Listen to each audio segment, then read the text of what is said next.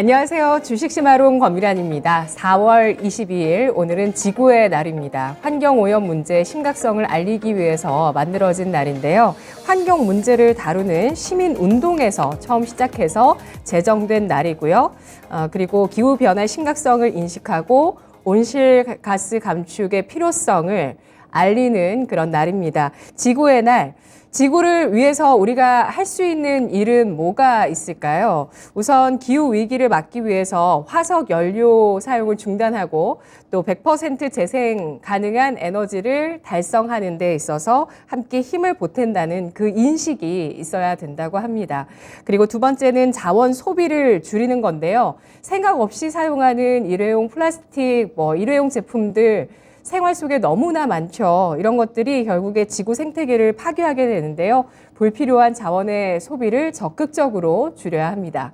세 번째는 산업형 농업, 축산업, 수산업이 생태계를 파괴한다는 것을 우리가 잘 알고 식생활의 친환경적인 변화를 시도하는 건데요. 육류 섭취를 줄이거나 채식을 선택하고 우리 식탁 위에 올라오는 여러 가지 음식들이 과연 어디에서 왔고 어떤 과정을 거쳐서 생산이 된 그런 음식들인지 관심을 가지고 구매를 해야 합니다. 네 번째는 패스트 패션을 줄이는 거라고 하는데요. 우리가 사고 입는 옷이 지구를 얼마나 망치는지 알고 계신가요? 우선 옷을 만드는 데 있어서 많은 물이 사용되고요. 물 소비를 엄청나게 합니다. 여기에 화학 제품을 남용하게 되고 또 폐기물이 커지기 때문에 많아지기 때문에 이 폐기물까지 처리하는데 여기까지 지구가 굉장한 부담을 받습니다. 이 악순환을 끊기 위해서 덜 사고 잘 선택하고 오래 입는 습관이 중요하다고 하고요. 마지막으로 지구를 위한 창의성을 발휘해보기, 변화를 만들 힘이 우리에게 있다는 인식, 이런 것들을 SNS상에 공유하고 또 널리 알리는 것, 이런 것들이 지구를 살리는 길이라고 하는데요. 지구의 날, 우리 지구에 대한 미안함과 고마움을 한번 가져보는 거 좋을 것 같습니다. 자, 오늘은 또 어떤 주제가 시장을 이해하기 위해서 준비가 되어 있을지 화면을 통해서 주제 보시죠. 금융시장 다시 겨울이 찾아왔나? 오늘 상상인증권 리서치센터의 김장렬 상무 전화 연결해 보겠습니다. 안녕하십니까? 안녕하세요. 네, 반갑습니다. 간밤 파월 연준 의장, 우리가 알고 있는 이 50bp 금리 인상 발언이 나오면서 시장이 다시 한번 또 소용돌이를 치고 있습니다. 최근에 이 금리 인상, 3월에 금리 인상 연준에서 단행한 이후에 장단기 금리 역전 현상이 발생했는데요. 10년물과 2년물의 금리 역전 현상이었습니다. 이런 장단기 금리 역전 현상이 사실 쉽게 나오는 현상이 아니고 굉장히 드문 현상이고 또 이게 나오고 나면 평균적으로 짧게는 6개월에서 길게는 2년 사이, 평균적으로는 1년 6개월 후에 경기 침체가 나온다고 해서 경기 침체 전조 현상으로 인식하고 있는 그 시그널인데요. 그런데 이번에는 금리 인상 초반기에 나와서 이게 굉장히 이례적이었다고 합니다. 그런데 역전된 이후에 다시 한번 이 2년물과 10년물의 금리 스프레드가 가파르게 벌어지고 있는데요. 이거 경기에 긍정적인 시그널이라고 봐야 될까요? 일단은 10년하고 2년하고 가까워지는 게 일리가 플래티닝 되는 건데 그렇게 됐을 때 역전된다고 하잖아요. 당연히 역전되는 현상이 발생하는 것 자체는 부정적이죠. 부정적일 거고요.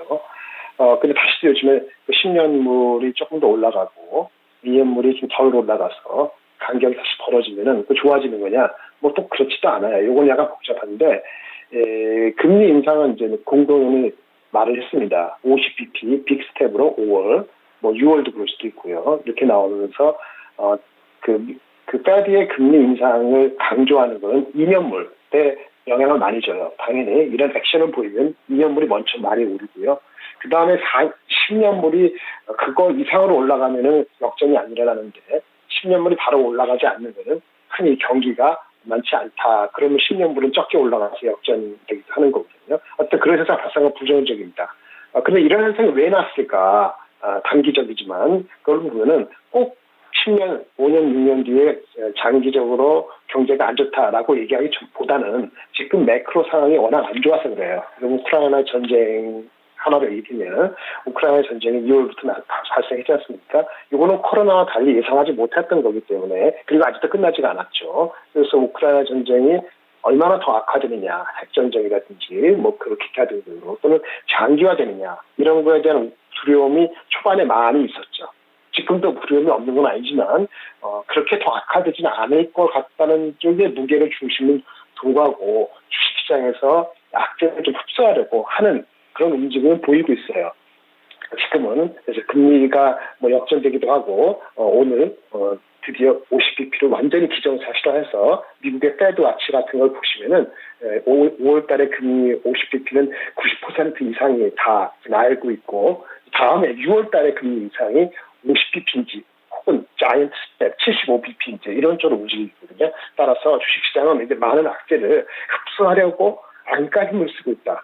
그런 단계로 좀 정리하시면 될 것 같습니다. 네, 알겠습니다. 120년 미국 금융 역사 가운데 처음으로 금리 인상기 초입의 장단기 금리 역전 현상이 일단 한 차례 나타났습니다. 이후에 2년물과 10년물의 국채 수익률 스프레드 차이는 40bp 정도로 좀 늘어나 있는 상황이라고 하는데요. 간밤에 10년물 국채 수익률 또 올라가면서 3% 가까이까지 기록하고 있습니다. 페드워치에서 지금 5월에 FMC에서 50bp 그리고 6월에는 그 이상의 금리 인상에 대해서 시장 예상을 하고 있는 상황이고요. 이런 것들 시장에서 잘 소화를 해내고 있다 이렇게 판단을 해주셨는데요.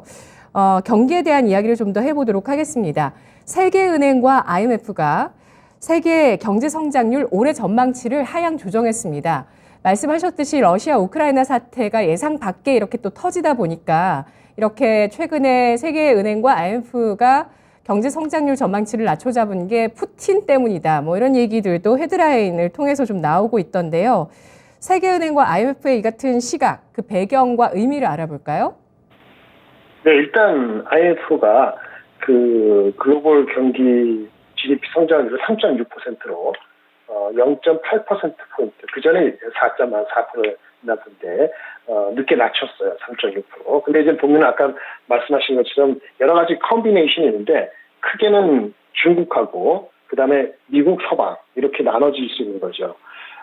중국부터 말씀드리면 중국이 이제 제로 코로나 정책을 계속 천명하고 고수하는 입장을 치면서 주요 도시 상하를 포함해서 이제 봉쇄로 나가고 부분 봉쇄 이제로 가고 있잖아요. 그러니까 그 여파가 1분기는 비록 한 4.8%로 그다지 나쁘지 않은 것은 아닌지 모르지만 2분기는 많이 낮아질 것 같거든요. 그러다 보니까 하반기 때 많은 부양 정책을 펴서 하반기 때 엄청나게 5%, 1% 올라오지 않으면 중국이 제시했던 3월 달에 제시했던 5.5% 무건난 얘기가 되는 거죠. 당연히 이런 걸 아니까 IMF에서도 중국에 대한 기대치를 확 낮춰서 원래부터도 한 4.7였는데 4.3%로 0.4%포인트 낮췄습니다. 이게 중국의 제로 코로나 때 고수 때문에 부양 정책이 아주 강력히 나오지 않으면 낮춰준다. 이게 컨센서스가 됐고요.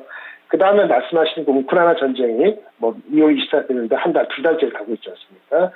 이게 얼마까지 할지 모르지만 단계 끝나지 않았기 때문에 원자재뿐만 아니고 곡물가 상승도 여파가 이제부터 본격화되는 거예요. 숫자로 보이는 걸. 당연히 그러니까 이제부터 보일 거니까 각계 인플레를 야기시키는 거죠. 특히나 이거는 유럽 쪽에 많이 영향을 줘가지고 EU 같은 경우는 무려 3.9% 포캐스트에서 1.1%포인트. 이게 이렇게 말씀드리기가 애매하지만 포캐스트가 30%를 깎은 거거든요. 그래서 이제는 EU는 고작 2.8%밖에 성장 못할 거다 이렇게 보고 있고 그나마 IMF는 미국의 예측을 덜 낮췄어요. 3.7%로 0.3% 낮췄는데 미국으로 견딜 수 있는 매력이 있다. 그렇게 보는 것 같아요. 하지만 미국에 대한 포캐스트가 IMF로 3.7% 정도로 제가 요거밖에 안 낮췄다 그랬는데 실제 페드 미국의 연준이는 3월 달에 자기네가 스스로 미국의 경제 성장률을 2.8% 낮췄습니다. 그래서 3.7% 미국이 나온다면 굉장히 좋은 거예요. 결론적으로는 미국이 약간 IMF 포캐스트는 약간 아직도 긍정적이 있기 때문에 이거를 페드의 예측이 3% 이하로 잡는다면 글로벌 포캐스트는 3.2%가 아니고 3% 초반으로 내려갈 가능성도 배제하지 못한다라고 말씀을 드리겠고요. 결론적으로는 당연히 금리 인상 기조 정책이 중요하지만 돈을 풀었으니까 거둬들여야 되는데 속도가 시간이 걸리고요. 우크라이나 장기와 중국 코로나 고수 복합적으로 연결되어 있다 이렇게 볼 수 있겠습니다. 네.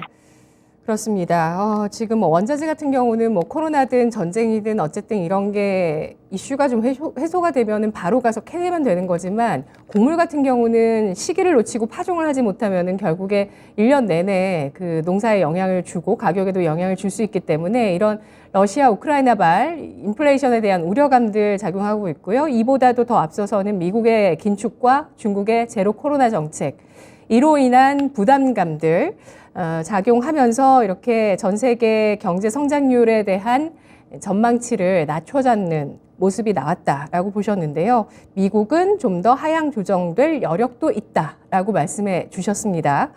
그러면 지수 살펴보겠습니다.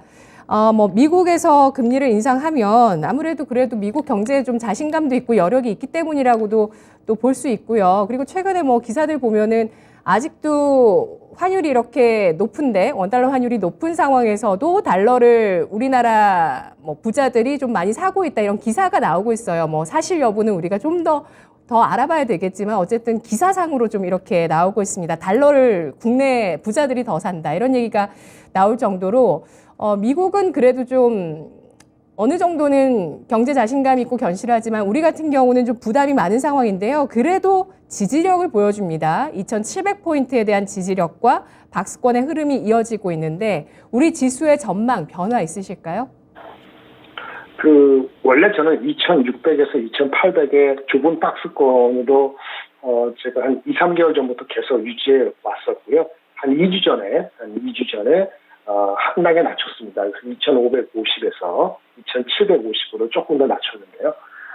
일단 그 지금 주가에서는 지수를 본다면 삼성전자를 포함해서 메이저급이 갈 수가 없는 장세이기 때문에 속 시원하게 그래서 지수 2,550, 2,750에서 위로 올라가면은 조심해야 되고 많이 내려가면 조금 탄력적으로 대응하고 이런 원론적인 말씀을 드릴 수밖에 없는 거죠. 원론적인 거를 올라갈 때 사지 말고 내려갈 때 사는 좀 어려운 얘기인데 그렇게 하는 것만이 박스권 장세에서 대응할 수 있는 거고 종목 장세다. 개별 종목 성장할 수 있는 주식에 대해서 하는 장세지 지수를 대표하는 주식들 대형주가 편히 갈 수 있는 장세는 아니기 때문에 어느 때보다도 민첩하게 유연하게 대처하는 것이 필요하다라고 말씀드리겠고요. 박스권 2,500에서 2,750 이 정도로 상반기 6월까지는 그렇게 보고 있습니다. 변수는요. 당연히 딱 두 가지만 꼽으라면은 글로벌 한국도 포함됩니다만 우크라이나 전쟁이 5월 6월에 마무리되느냐 아니면 실제 한 9월 달까지 9월 10월 말씀드리는 거는 장기화됐을 경우에 미국의 중간 선거가 11월에 있고요.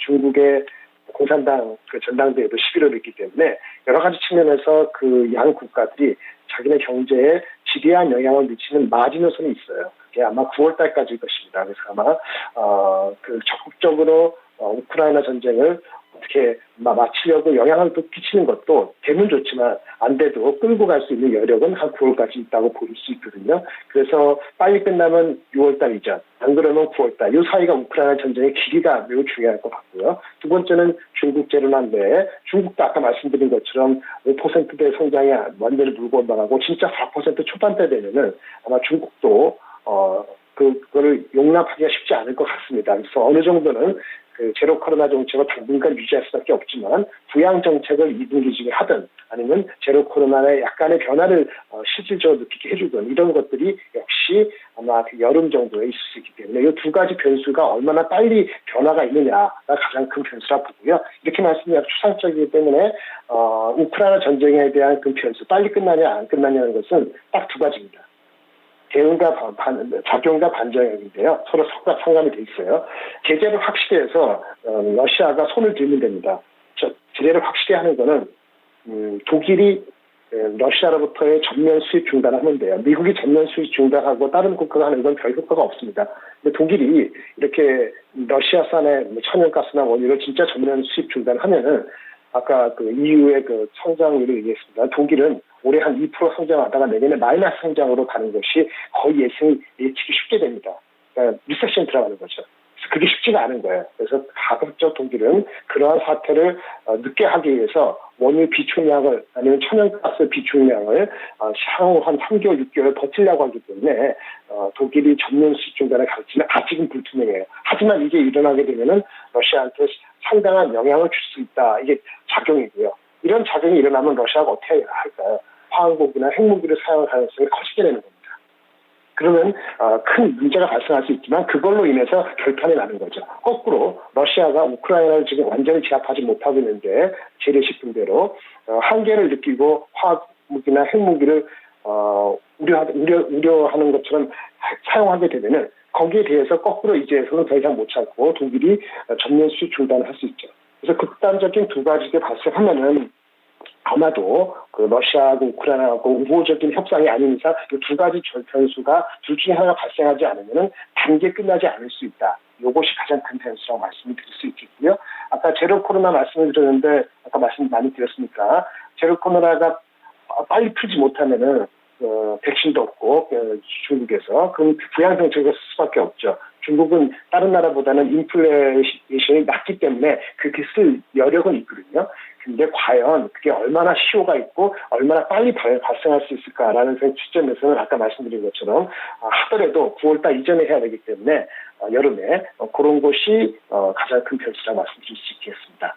네, 우크라이나 사태의 변수가 최악으로 치닫게 되더라도 지수는 아까 예상해 주셨던 2,550선에 대한 지지력은 보일 것이라고 예상하시나요? 네, 그 정도는 예상이 되는 건데요. 그거는 뭐냐면은 일반적으로 전쟁이라든지 코로나가 그로스가 내려가면은 그러니까 경기에 민감한 주식들은 한 차례 더 심하게 내려갈 겁니다. 밸류에이션이 높은 2차 전지, 무슨 메타버스 그런 것뿐만 아니고 IT 하드웨어 이런 종목들은 한 차례 더 내려갈 여지가 있어요. 크게. 그런데 대신 다른 주식들이 오르겠죠. 방어 주식이라든지 금융주라든지 개별 성장을 주는 그거 무관하게 오르는 종목들이 있기 때문에 어느 정도 마이너스 요인은 상쇄할 겁니다. 그런 마이너스 요인이 없다 그러면은 아마도 없으면 2,400, 500 이하까지, 2,400까지 갈 수도 있지만 플러스 되는 요인이 다른 쪽에 있기 때문에 아주 옵세트가 상쇄가 돼서 2,500 어느 정도 중간에서는 마무리가 될 수 있지 않겠냐 이렇게 보고 있습니다.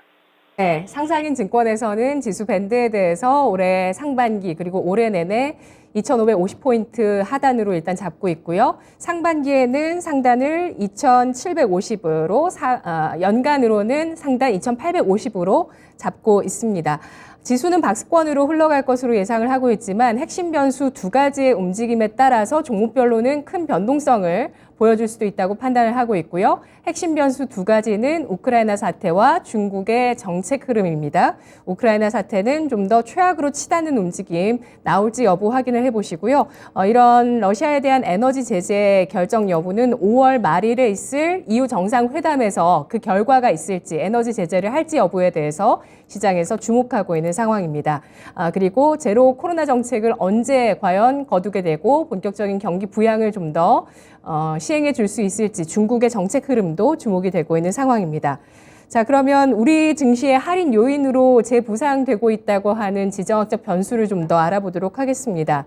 아무래도 한미일 그리고 북중러 이렇게 동맹 국가가 형성이 되어 있고요. 이 구도가 좀 유지가 되고 있고 러시아 쪽에서 이렇게 한 차례 큰 파동을 보여주고 나서 과연 중국과 북한 쪽에서는 또 어떤 행동을 취할까에 대해서 앞으로 기추가 주목되고 있는데 이게 혹여 우리나라 증시의 리스크로 작용하지는 않을지 이게 주목됩니다.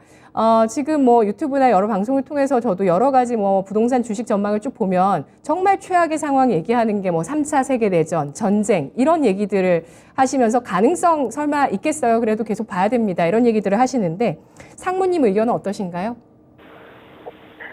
대한민국의 중국, 북한 리스크는 사실은 2017년 넘어오는 시기에 본격적으로 부각이 됐었을 겁니다. 한 5년 전에 기억을 하실지 모르겠습니다만 그전에도 있었는데 사람들이 인식을 안 하다가 못하다가 늘어났죠.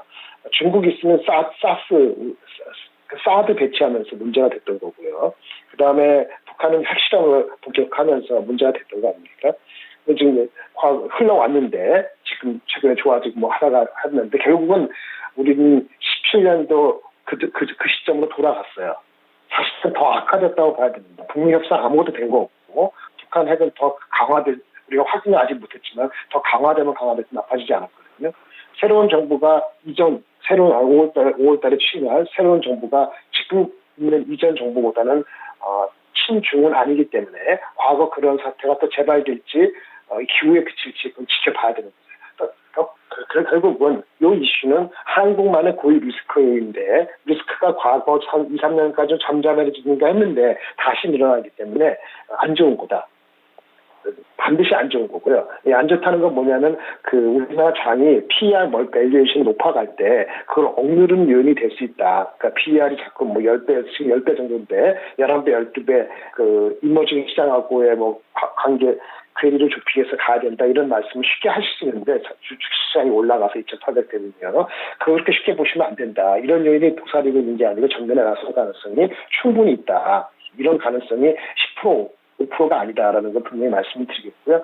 앞전에 말씀드리는 것은 우크라이나 전쟁이 어떻게 마련될지 모르지만은 단기에 끝나지 않고 그 다음에 러시아에 대한 제재가 전쟁이 마무리되더라도 상당 기간 지속되면 어떤 일이 발생할까요? 당연히 여러 나라한테 지금 메시지가 있습니다. 이른바 신냉전 시대가 개막됐다고 봐야 되는 거고요. 중국, 과거의 중국이 아니고 미국 GDP의 70% 레벨을 성장한 중국이죠. 과거의 20, 30%가 아니고. 그럼 중국이 보는 우크라이나 사태를 보면은 더 미국하고 대립할 가능성이 더 크다고 봐야 되는 거죠. 한국의 북한 리스크는 대한민국 반도에서는 과거 30년 전에 1990년도 전후에 우리가 글로벌라이제이션의 수혜를 받았는데 미국이 주도하는 그 자유민주주의 국가 체제 하에서 수혜를 받았는데 굉장히 어려워지는 게 되는 겁니다. 그래서 전체적으로는 이런 리스크들이 재발할 수 있고요. 주가가 빠질 때는 이 리스크가 아니더라도 주식시장에 빠지니까 잊어버리고 있다가 올라갈 때 오히려 억누른다라고 보실 수 있고 이게 새 정부가 리더십을 갖추지 못하면 충분히 갖추지 못하면 향후 2, 3년 동안은 매우 심각한 가능성도 배제하지 못한다라고 말씀드리겠습니다. 네. 알겠습니다. 신냉전 시대가 개막했다고 봐야 한다라고 판단해 주셨고요. 그리고 우리 고유의 지정학적 리스크가 앞으로 외국인의 시각에서 봤을 때 밸류에이션 상승을 저해하는 요인이 될 수 있다고 보셨네요. 경기 침체에 대한 의견도 좀 듣겠습니다. 이전에 저희 방송 출연해 주셨을 때도 리세션 가능성 있을까 없을까 마이너스 성장이 2분기 이상 이어지면 리세션이다라는 내용들 얘기를 해주셨는데 경기 침체 가능성 있을까요? 침체 가능성은 이제 마이너스인데 글로벌리 마이너스가 연속되는 가능성은 현재는 높지 않습니다. 최근에 외국계 골드만삭스에서 한 15%라고 얘기를 했고 15%라는 경고 정도이긴 하지만 경고는 경고죠. 왜냐하면 금리 인상이 아까 역전되는 그런 게 일어나면 보통 12개월에서 18개월 뒤에 경기 침체되는 확률이 그게 10번에 한 7번, 8번 있었던 거로 보여져요. 그러니까 그렇게 따지면 저번에 한번 역전됐으니까 일어나야 될 확률이 꽤 높은 거죠. 한데 지금은 아까 말한 많이 돈이 풀었는데 미국이라든지 다른 여러 나라 각각에서 성장할 수 있는 요인이 남아있기 때문에 그 침체 확률 자체는 아직까지는 20% 미만으로 보는 게 최근에 나온 그나마 높아진 것 같습니다. 안심할 건 아니지만 침체는 있냐? 있다. 무시할 정도는 아니다. 그럼 뭐냐? 우리가 무시해야 될 것이 경제가 어느 정도는 버틴다. 하지만 시간이 가면 갈수록 물가가 안 잡히면은 이거 보세요. 물가가 이제는 우리가 미국이 이제 8%인데 올해 미국이 평균 물가가 4% 초반으로 낮춰진다고 빼드는 예상을 하고 금리 인상을 지금 하고 있는 거거든요. 근데 금리 인상을 이렇게 해나가는데도 물가가 8%가 넘는 집 물가가 하반기 가서도 3%, 4% 안 내려가면은 그러면 근데 금리는 계속 인상했어요. 그래서 지금이 50bp인데 금리도 300bp 이상으로 갈 확률이 25%인데 그렇게 올리고 양적 긴축을 5월부터 조금씩 해나가면서 나중에 보니까는 금리는 인플레는 안 잡히고 경제 성장률은 2.8% 아까 말씀드렸죠. 미국은 그다음에 IMF는 3.6인데 만약 2.5%만 내려오기만 하더라도 그럼 내년도에 경기 성장률하고 금리 인상을 굉장히 두려움이 생길 수 있어요. 그래서 향후 한 5개월 동안의 금리 인상과 경제 성장률의 흐름이 금리 인상은 다 발표했으니까 300bp 올라가는데 물가 상승률이 8%에서 4%대로 빨리 내려와야 되는데 이게 안 잡히면은 9월달, 10월달이 아주 큰 변곡점입니다. 그래서 경기 침체에 대한 확률이 15%에서 나타나는데 이게 30% 올라갈지 아니면 다시 내려갈지는 9월달까지 가봐야지 알 수 있다. 근데 9월달까지는 만만한 장세는 아니다. 그렇기 때문에 이거는 트레이딩 기회 정도를 노리는 장이다. 이렇게 보시는 것이 맞을 것 같습니다. 네. 그러면 투자 관점에서 국가별로 봤을 때 어느 쪽이 더 유리할까요? 네, 아까 지금 우리가 말씀드린 10년 전 시대도 왔고 금리 인상하고 그 경제가 벼트리냐들 얘기했는데 빼먹은 게 있는데 그러면 다 전체가 망하냐? 그런 거 아니죠. 글로벌 리세션 마이너스 성장도 아니고 3%된 게 2%, 4% 2% 내려가는 거니까 어딘가 좀 나은 것이 있겠죠. 기준은 크게 두 가지입니다. 뭐냐면은 첫 번째는 혁신적인 산업 구조하고 사회 구조가 그렇게 되어 있는 국가에서 있는 기업들은 혁신을 찾아갑니다. 나를 구체적으로 추상적으로 했지만은 미국이 대표적인 거죠. 미국이 주식이 많이 빠지면 미국을 사는 게 맞아요. 혁신적인 기업이 많고 혁신적인 사회 구조이기 때문입니다.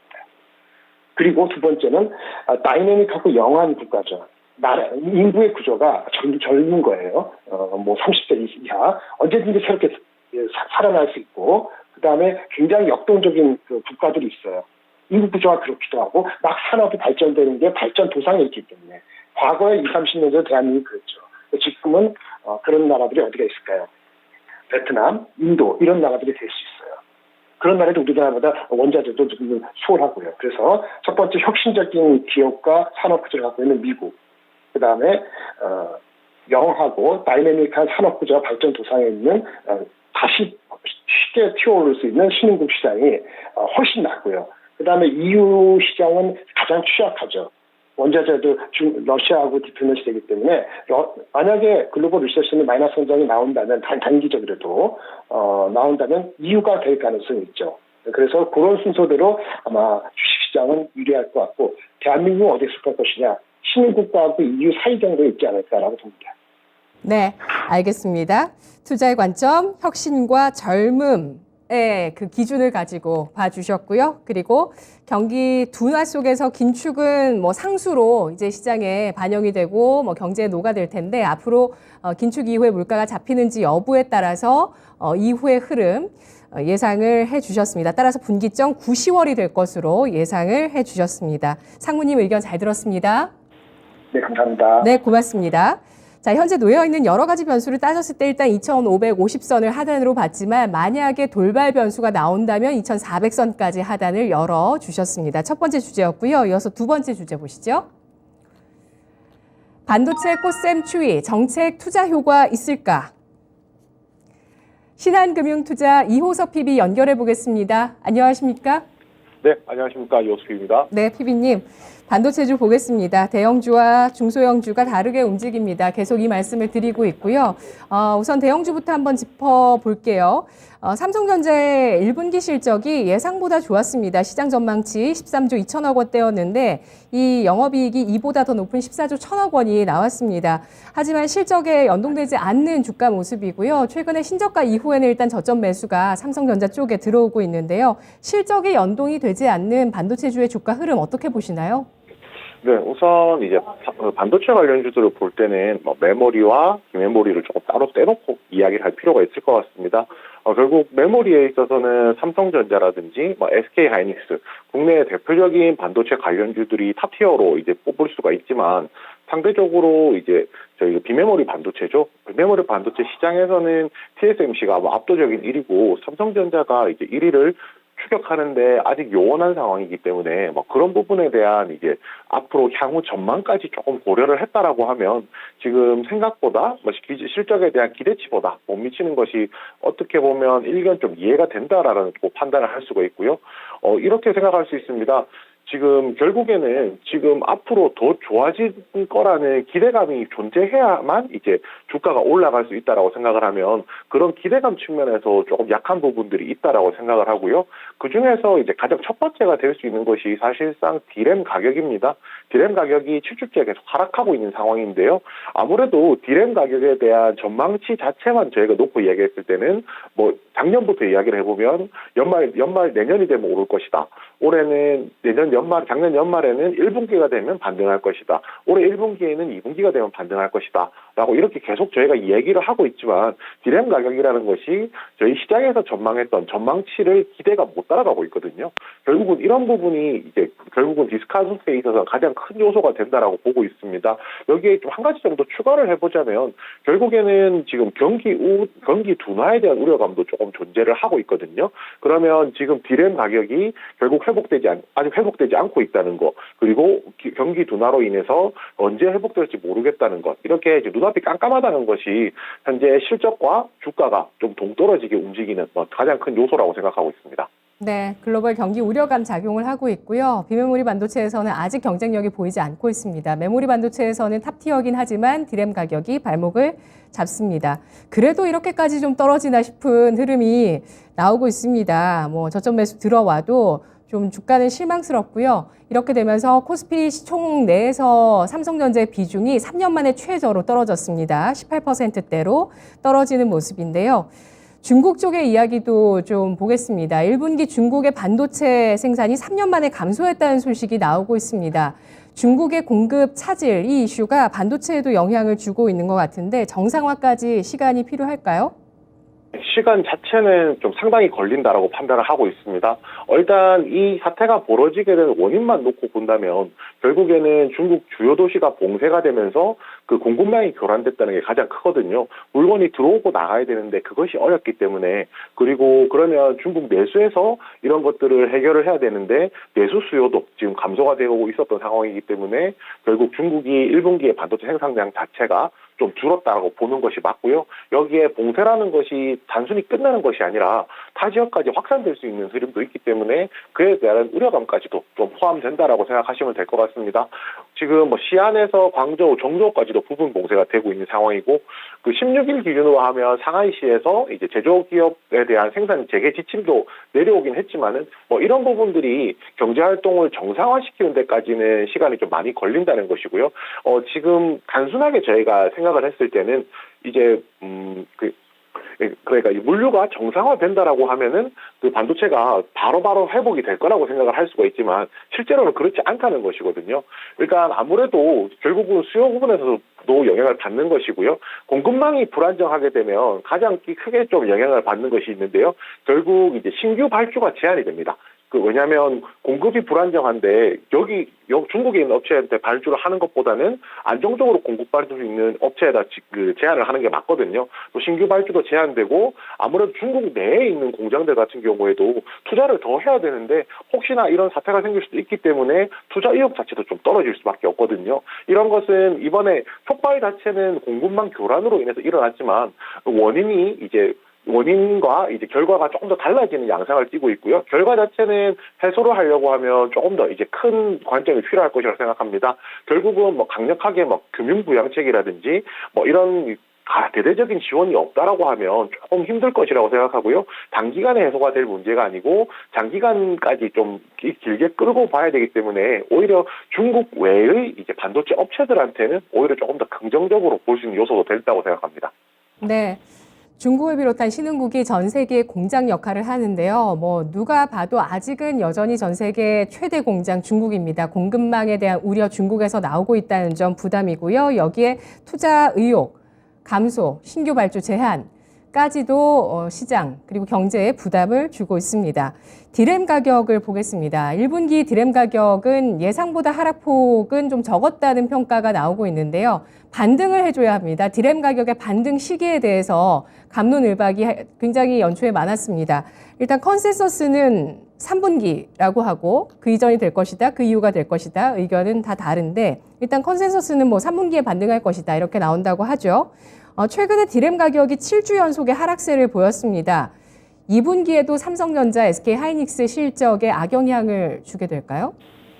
네, 그 부분은 굉장히 좀 정확하게 짚어주신 부분인데요.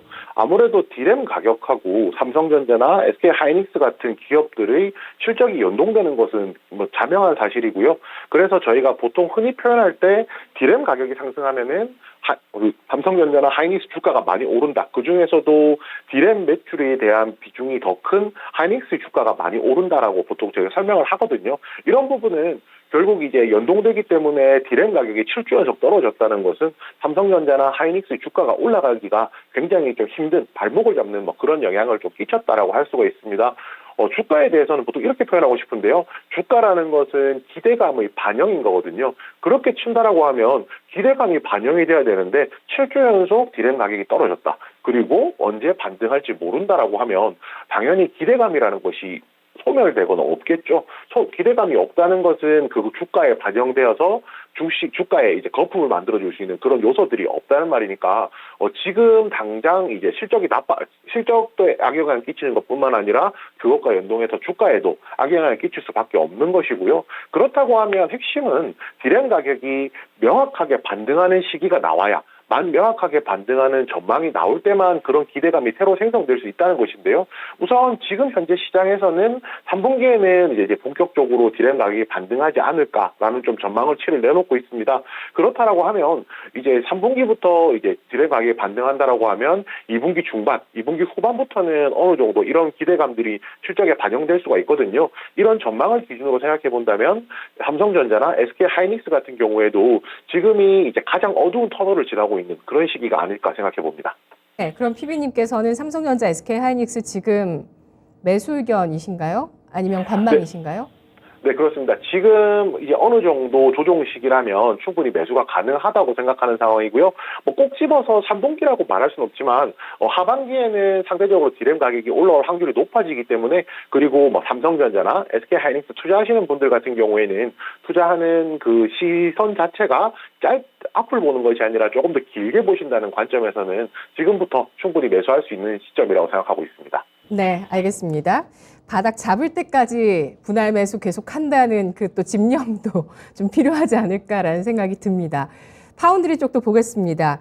TSMC가 전 세계를 주도하는 파운드리 기업인데 격차를 더 벌려나가고 있고 인텔이 이걸 추격하고 있습니다. 삼성전자의 입지는 어떨까요? 네, 지금 삼성전자 입지는 딱 끼어 있는 상황이죠. 근데 뭐 1등인 TSMC 같은 경우는 너무 멀리 있고, 그 뒤를 따라오고 있는 인텔 같은 경우에 너무 바짝 붙어 있어서 삼성전자가 굉장히 힘든 상황인 건 맞습니다. 우선 TSMC부터 조금 얘기를 해보면요. 1분기에 발표했던 영업이익이 컨센서스 시장 전망치를 한 8% 정도 상회하는 수치였습니다. 생각보다 뭐 스마트폰이라든지 뭐 차량용 반도체 수요가 굉장히 좋았다는 것이 좀 중요한 포인트가 될 것 같고요. 2022년 올해 매출 같은 경우에도 한 성장이 20% 정도 매출 성장이 이루어질 것이라고 하고 있고, 그리고 2분기 실적도 그 원래 했던 가이던스보다 컨센서스보다도 9% 늘어날 수 있다라고 하거든요. 결국에는 TSMC는 앞으로 실적이 계속 늘어날 것이라는 겁니다.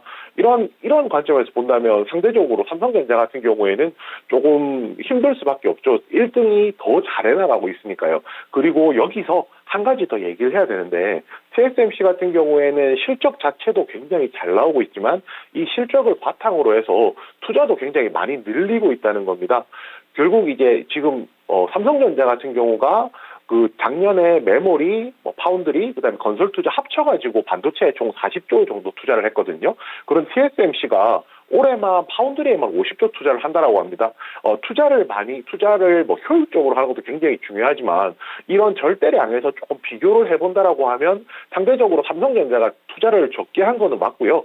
아무래도 저희가 공부로 친다라고 하면 1등이 하루에 12시간 공부하는데 2등이 하루에 4시간, 5시간 공부를 해가지고는 1등을 따라잡을 수가 없잖아요. 그렇기 때문에 절대적인 수치가 더 늘어나야 되는 것인데, 이 부분에서는 지금 현대 같은 사업 구조로는 조금 힘들지 않을까라는 생각을 가지고 있습니다. 여기에 좀 한 가지 더 얘기를 할게요. 인텔 이야기인데요. 인텔이 지금 따라오기 시작하면서 2등을 노리고 있습니다. 그런데 이렇게 생각할 수 있어요. 삼성전자가 1위 TSMC를 따라잡기가 굉장히 힘들듯이 2위 인텔이 삼성전자를 따라잡는 것도 그렇게 쉽지는 않다는 겁니다. 그리고 쉽지는 않지만은 아직까지 경쟁이 된다는 것 자체는 다소 우려감이 있고요. 삼성전자가 파운드리 관련된 좀 중장기 전략의 변화가 필요할 것 같습니다. 1등을 노리는 것도 굉장히 중요하지만 2등 자리를 굳힐 수 있도록 좀 사업 구조를 바꾸고 파운드리 관련된 투자라든지 전략을 바꾼다라고 하면 삼성전자 입지는 한 그 두 회사의 중간 정도에서는 자리 잡을 수 있을 것이라고 생각합니다. 네. 지난해 12월 기준으로 삼성전자의 순현금이 105조 7,580억 원이라고 합니다. 이런 현금 쌓아놓고 뭐 하냐는 얘기가 그래서 나오는 거죠. 예. 파운드리 수율도 높여야 하고 또 관련해서 투자도 좀 적극적으로 할 필요가 있겠고요. 그래서 이 삼성전자가 파운드리 분야에서 경쟁력을 보여줘야 된다. 중장기 전략이 좀 변화돼야 된다. 강조해 주셨습니다. 차기 정부에서 반도체 초격차를 공언하고 있습니다. 이런 정책이 힘을 받으면서 반도체 투자가 확대될 가능성 있을 거라고 보시나요? 네, 굉장히 좀 중요한 포인트라고 생각하는데요. 어떤 시장의 모멘텀보다도 정부에서 정책적으로 지원을 해준다는 것은 가장 강력한 모멘텀이 될 수 있습니다. 지금 반도체 업종 같은 경우에는 좀 트렌드가 바뀌었다고 생각하는데요. 예전에는 기업 간의 경쟁이 좀 중요했다라고 하면 지금 같은 경우에는 기업과 정부가 결합되어서 이제 기업과 정부 간의 이제 경쟁이라고 생각하거든요. 뭐 대만은 TSMC, 뭐 미국 같은 경우에는 뭐 인텔, 마이크론, 우리나라 같은 경우에는 뭐 우리나라 정부와 우리나라와 뭐 삼성전자, 하이닉스 이렇게 되겠죠. 이런 식의 경쟁 체제가 이제 이루어질 때만 경쟁력이 좀 가진다라고 생각을 합니다. 당연히 정부에서 정책적으로 밀어준다라고 하면 당연히 확대 자체는 반도체 투자 자체는 확대가 될 수밖에 없는데요. 그렇지만 뭐 결정적으로 얘기하자면 아직까지는 뭐 현실적이고 조금 더 구체적인 지원이 필요하다는 겁니다. 초격차를 초격차를 만들겠다라고 얘기를 하는 것은 굉장히 쉬운 일이지만 여기에 기반한 구체적인 정책이라든지 현실적인 지원이 없다라고 하면 초격차는 만들어지지 않거든요. 이번에 구체적으로 나온 것이 시설 투자를 할 경우에 세액공제로 20% 정도 감면을 해준다는 건데 이런 구체적인 정책들이 많이 나올수록 삼성전자라든지 국내 반도체 기업들한테는 메리트가 될 것이라고 생각합니다.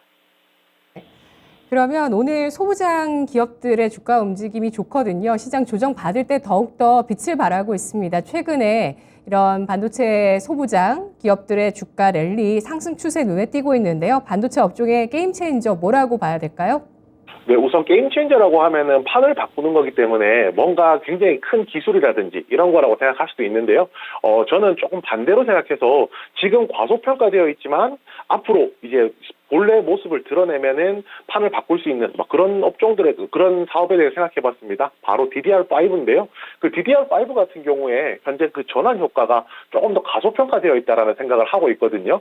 DDR5로 전환이 되면 교체 수요도 생기고 아직까지 생산량이 못 따라가기 때문에 공급 제약도 생기고 그에 따른 가격 프리미엄까지 생기면서 앞으로 DDR5의 교체 수요에 따른 관련된 업종들, 특히 메모리겠죠. 메모리 관련된 이제 굉장히 수혜가 많을 것이고 그에 따른 낙수 효과로 이제 소부장 관련주들이 시장에서 좀 크게 주목받을 수 있다라고 판단을 하고요. 여기에 한 가지 정도 좀 더 보태보자면 최근에 ESG에 대한 이야기가 많이 나오고 있습니다. 반도체 같은 경우에도 ESG라고 하면은 스크러버라든지 저항 장치인 스크러버라든지 그다음에 냉각수와 관련된 칠러라든지 이런 기업들 같은 경우에는 아직까지도 시장에서 그렇게 크게 부각은 못 받았지만 분명히 공정 중에 필요한 사업이거든요. 그래서 DDR5 그다음에 친환경과 관련된 사업에 대해서는 이 반도체 판을 바꿀 수 있는 게임 체인저라고 생각하고 있습니다. 네, 피비님, 종목을 좀 열거해 주실 수 있으실지 혹은 탑픽 있으신지 궁금한데 DDR5 수혜주 그리고 유해가스 저감 관련주 열거 가능하실까요? 네, DDR5 관련해서는요, 심텍이 가장 대장이라고 생각을 하고 있습니다. 심텍은 제가 다른 코너를 통해서도 여러 번 말씀드렸었고요. DDR5 전환에 대한 가장 큰 수혜주, 그 다음에 유해가스 저감과 관련해서는 유니세미 스크러버 관련, 그 다음에 칠러 관련해서는 GST가 있습니다. 이런 기업들이 지금 현재 제가 말씀을 드리고 있지만은 DDR5나 유해가스 저감과 관련해서 가장 시세가 빠르게 나오는 종목이기 때문에 이 종목을 중심으로 해서 주변 종목까지 한번 정리해 두시면 투자하시는 데 조금 더 도움 되실 거라고 생각합니다. 네, 알겠습니다. 시청자 여러분 참고로 이번 주에 또 저희 자화전자 화요일에 다뤘었는데 이 기업은 시각 공정에 들어가는 합성 쿼츠를 만들면서 유해가스를 저감하는 기업입니다. 그리고 우리 또 이호섭 PB님께서 봐주신 종목들까지 ISC, 심텍 이렇게 짚어주셨는데요. 그러면 반도체주 포트폴리오를 한번 잘 꾸려서 지금이라도 수익을 보고 싶다 하시는 분들 많으실 것 같은데요. 포트폴리오 전략 정리를 해주시죠. 네, 우선 제가 앞서서 말씀드렸듯이 뭐 긴 관점에서 본다면 당연히 그 반도체 섹터가 조정이 나올 때마다 추가 매수하는 것도 가능합니다. 그렇지만 여기서 한 가지만 조금 비틀어서 생각해 본다면요. 반도체 섹터가 조정이 나오면 개별주가 랠리를 하는 모습을 많이 보여주거든요. 현재 시장도 그렇고요. 그러면 오히려 반도체를 장기적인 관점에서는 반도체 관련주들을 조금씩 저점에서 매수하는 전략을 가져가시고요. 나머지 하나는 오히려 반대로 이제 인수위에서 나오고 있는 정책 수혜주들, 뭐 원전이라든지 뭐 배터리 관련, 폐배터리 관련이라든지 이런 섹터도 단기적으로 해서 쉽게 살펴보신다라고 하면 오히려 포트폴리오를 구성하시는 데 있어서는 더욱더 뭐 탄탄한 포트폴리오 만들 수 있지 않을까 그렇게 생각합니다. 네, 알겠습니다. 반도체와 정책주 이렇게 포트폴리오를 구성하자는 의견을 주셨습니다. PB님 잘 들었습니다. 네, 감사합니다. 네, 고맙습니다. 주식심화론 금요일 오늘 두 가지 주제 알아봤습니다. 상상인증권 리서치센터의 김장렬 상무 그리고 신한금융투자의 이호석 PB와 두 가지 주제 시장의 거시 변수 그리고 반도체 확인을 해봤는데요. 투자 판단에 도움 드릴 수 있는 내용이었으면 합니다. 다만 주가의 상승과 하락을 보장하지 않는다는 점은 유의하세요. 오늘 장 마감도 토마토TV와 함께해 주시고요. 저는 다음 주에 뵙겠습니다. 고맙습니다.